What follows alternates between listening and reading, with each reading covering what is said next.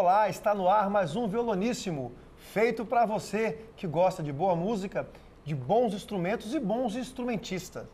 Hoje o Violoníssimo está arpíssimo. Nós temos uma exímia tocadora de harpa, Gláucia Castilhos, que já vai começar tocando Corcovado de Tom Jobim.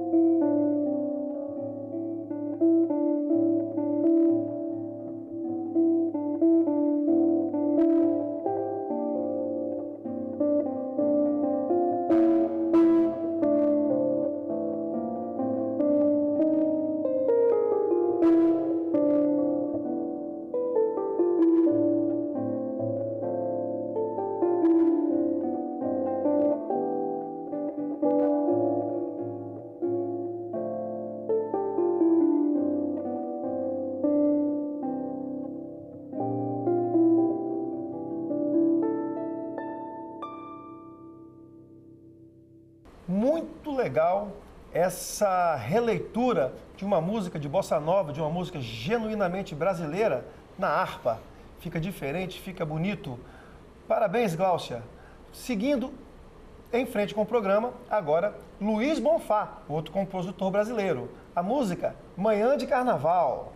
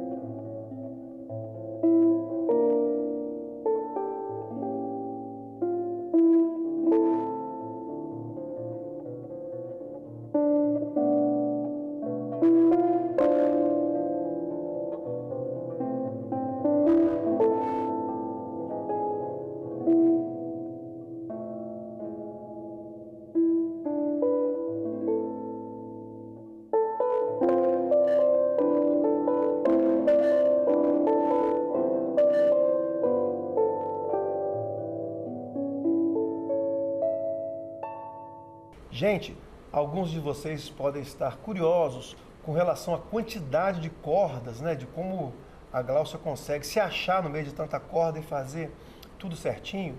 Nós vamos saber um pouco o depoimento dela, como ela chegou até aqui, não é? Então, ô Gláucia, é um prazer tê-la aqui no nosso programa. Obrigada, eu que agradeço a oportunidade. Você é formada bacharel em piano. Isso, eu sou formada, estudo música desde pequena, me formei em piano e há muito tempo eu queria mesmo estudar harpa, mas é um instrumento um pouco raro no Brasil, não temos fabricação, então temos que importar. Então, principalmente por essa questão, a gente não vê muitos harpistas, não vê muita harpa. Então, até que eu tive uma oportunidade de estudar, então depois de formada, eu adquiri o instrumento, aí comecei a estudar. E atualmente nosso estado não tem harpista oficialmente que mora aqui, que é efetivamente aqui. Mas então eu sou a primeira harpista que vem estudando durante esses anos aqui. A Faculdade de Música, para quem não sabe, é uma instituição pública do Governo do Estado do Espírito Santo, mantida pelo Governo do Estado do Espírito Santo, a única instituição de terceiro grau, ou seja, de curso superior, que o Estado mantém. O Estado mantém só escolas de ensino fundamental e médio. Mas a única instituição de ensino superior que o Estado tem é a FAMES, Faculdade de Música do Espírito Santo. Lá a aula de praticamente todos os instrumentos, é a faculdade mais completa, uma das mais completas do Brasil. Lá tem xilofones, aqueles instrumentos que a gente bate assim, enormes, uma série de instrumentos que é difícil comprar, né, Gláucia? Isso. Então a faculdade oferece, disponibiliza para formar estes músicos em instrumentos atípicos para a natureza da música brasileira. A música brasileira é mais voltada para o violão mesmo, o cavaco, né? Até o acordeon, mas assim, a harpa, o xilofone nem tanto. Exatamente. Né? E daí a dificuldade também de você conseguir músicos, porque o instrumento é muito caro, né, Gláucia? É um instrumento caro e que agrava também o preço, a questão da importação, porque além do instrumento ser caro, tem toda a questão de você pagar o frete, pagar todos os impostos, então isso torna um pouco raro no nosso país. É aquela reclamação de todos os músicos, né? Que os músicos que precisam dos instrumentos que são feitos fora do Brasil, que são instrumentos, não que o Brasil não tem, o Brasil tem a maioria dos instrumentos, mas alguns não são tradicionais, como a própria harpa, são fabricados, né, em outros países, exatamente. Então são muito sobretaxados de impostos. Exatamente, e como existem vários tipos de harpa, então essa é uma harpa que não tem fabricação mesmo no Brasil, porque é uma harpa que diferencia das outras, porque é uma harpa que chamamos de harpa sinfônica, ou harpa de orquestra. Então, o principal diferencial é que ela possui pedais, que os pedais possibilitam os semitons nas músicas, então um repertório mais amplo. E as outras harpas que são um pouco mais comuns da gente se ver por aí, a harpa paraguaia, a harpa céltica, não tem esses recursos dos pedais. Então, essa é a principal diferença dessa harpa para as demais harpas. Eu acho muito interessante o violoníssimo de hoje, é um violoníssimo de curiosidades, né? Um instrumento atípico. Ah, sim. Né? E, assim, realmente, até o som da harpa também se assemelha muito ao som do violão. Inclusive, nos conservatórios, a harpa faz parte do departamento chamado cordas dedilhadas, que é o mesmo departamento que o violão pertence também. Sim, então, interessante. Nas faculdades de música, a harpa faz parte das cordas dedilhadas. Né? Isso, e o piano faz parte do instrumento de percussão. Isso, cordas curtidas. Né? O piano é um instrumento de percussão. Pelo olho das faculdades e universidades internacionais, o piano é um instrumento de percussão, porque você aperta a tecla vai lá e bate na corda, ela percute a corda. Interessante, são curiosidades. Curiosidades, né? Mesmo. Olha, super legal, Gláucia, eu fiquei assim... muito feliz com a sua vinda aqui para trazer esse instrumento enorme. Muito obrigada. Né? Um som lindo, você também muito certeira nas notas, né? Muito talentosa. Obrigada. Para mim foi um privilégio muito grande, até porque nós queremos divulgar esse instrumento, porque muitas pessoas não tiveram oportunidade de conhecer, muitas pessoas não tiveram quando eu vou tocar em alguns lugares, muita gente fala, olha, a primeira vez que eu vejo uma harpa de perto, eu só vejo em desenho, em filme, em fotografia, nunca vi de perto. E eu fico muito feliz em poder, uma oportunidade como essa, divulgar o instrumento também. Acredito que a partir de daqui a uns meses, ou até para 2016, possivelmente vai haver um curso de harpa na FAMES, é isso? Isso, essa é a esperança minha e de muitas pessoas também. Mais uma vez, obrigado pela sua presença, parabéns pelo talento e pela iniciativa de estudar um instrumento complexo como esse. Obrigada, muito prazer mesmo estar aqui. Agora, mais um compositor brasileiro, porém, um compositor erudito, da popularmente conhecida música clássica. É um compositor da música erudita nacionalista Heitor Villa-Lobos. A Gláucia vai tocar a área da Baquianas Brasileiras, número 5, uma versão, uma releitura para a harpa.